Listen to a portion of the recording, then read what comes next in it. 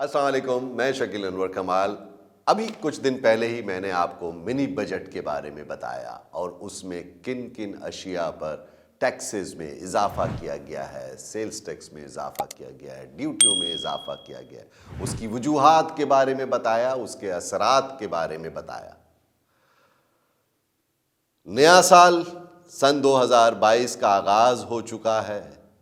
مگر عوام بدحال ہے، اس لیے کہ منی بجٹ کے اثرات ابھی آنا باقی ہیں اور مہنگائی کا جو تسلسل اس حکومت میں جاری و ساری ہے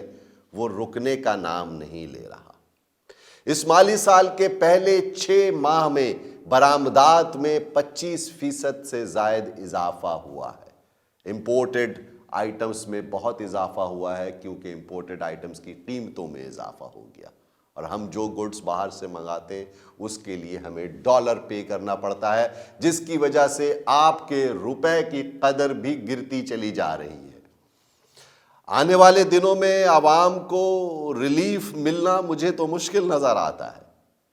افسوس کی بات ہے، اور اس منی بجٹ کی باعث گیس کی قیمتوں میں، بجلی کی قیمتوں میں اور پیٹرولیم مصنوعات کی قیمتوں میں اضافہ واضح طور پر نظر آ رہا ہے۔ اسے ہم اوائڈ نہیں کر پائیں گے، تو ظاہر ہے پھر عوام کو ریلیف کہاں سے ملے گا؟ جب بنیادی اشیاء کی قیمتوں میں اضافہ ہو جائے گا، پیٹرولیم کی قیمتوں میں اضافہ ہو جائے گا، بجلی کی قیمتوں میں اضافہ ہوگا، تو کیسے اس عوام کو ریلیف ملے گا؟ حکومتی دعوے عوام کو ریلیف دینے کے مجھے جھوٹے نظر آتے ہیں، اور اس مہنگائی میں نے انسان کی، پاکستان میں رہنے والی عوام کی 2 سال کے اندر کمر توڑ کر کے رکھ دی ہے۔ 6 ماہ کے دوران آپ کا جو ٹریڈ ڈیفیسٹ ہے، تجارتی خسارہ، وہ دگنا ہو چکا ہے۔ اور آپ جانتے ہیں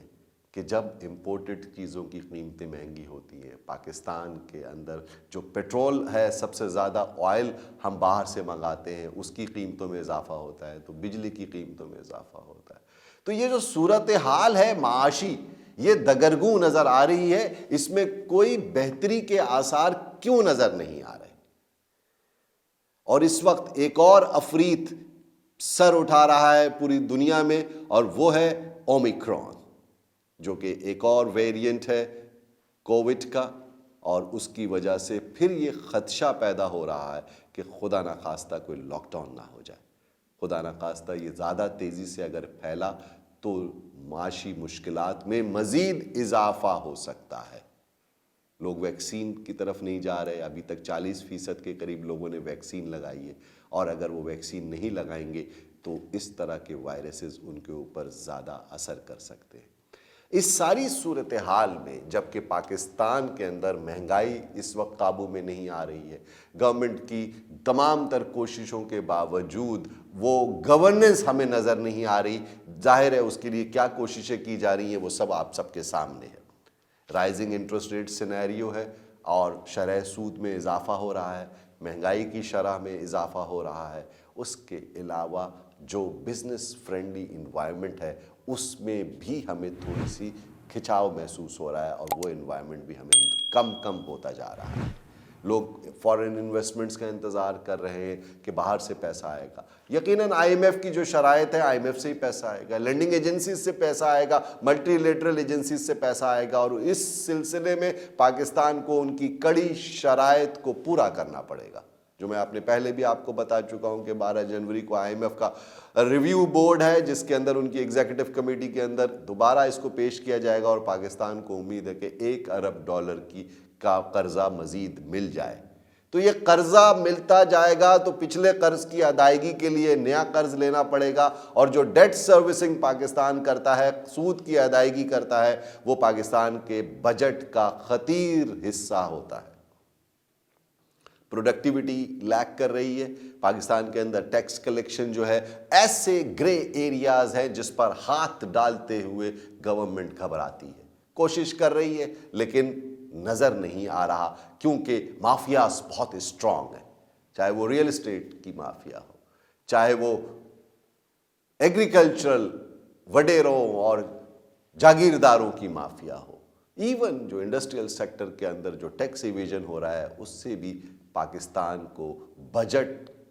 پورا کرنے کے لیے، اس خسارے کو پورا کرنے کے لیے وہ ریونیو جنریٹ نہیں کر پا رہا پاکستان، جو کہ ٹیکس کی صورت میں ہو سکتا ہے۔ ٹیکس دینے کے لیے لوگ تیار ہیں، لیکن گورنمنٹ ان کو انفراسٹرکچر نہیں دیتی، گورنمنٹ ان کو بنیادی سہولتیں نہیں دیتی۔ آپ سوچتے ہوں گے کہ میں یہ باتیں دہرا کے کیوں کر رہا ہوں؟ میں اس لیے کر رہا ہوں کہ لامحالہ لوگوں کو ٹیکس دینا ہوگا، لوگوں کے لیے ٹیکس کی شرائط اور ٹیکس کی پابندیاں بڑھتی چلی جائیں گی، لیکن گورنمنٹ اگر ڈیلیور نہیں کرے گی تو ہمارا فرض ہے کہ ہم آواز اٹھائیں۔ اربوں روپے کا فنڈ خراب ہو جاتا ہے، کرپشن کی نظر ہو جاتا ہے،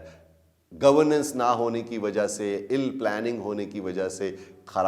وہ پیسہ لیپس ہو جاتا ہے۔ باہر سے جو پیسہ آتا ہے وہ بھی ہم لوگ صحیح مصرف میں استعمال نہیں کر پاتے۔ عوام کو ریلیف ملنا تو دور کی بات ہے، اس وقت ان کو بنیادی سہولتوں کا بھی پاکستان کے اندر فقدان ہے۔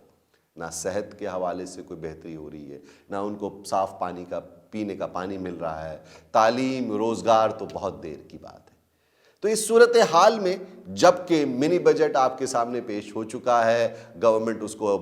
پاس کرنے کے مراحل سے گزر رہی ہے، لامحالہ اس کو پاس کر دیا جائے گا، اس کی وجوہات میں آپ کو پہلے بتا چکا ہوں، لیکن آج صرف یہ بتانا چاہتا ہوں کہ ابھی اس کے اثرات آنا باقی ہیں۔ تیار رہیے، اور میں صرف یہ دعا کروں گا کہ اللہ تعالیٰ اس پاکستان کا حامی و ناصر ہو۔ شکریہ۔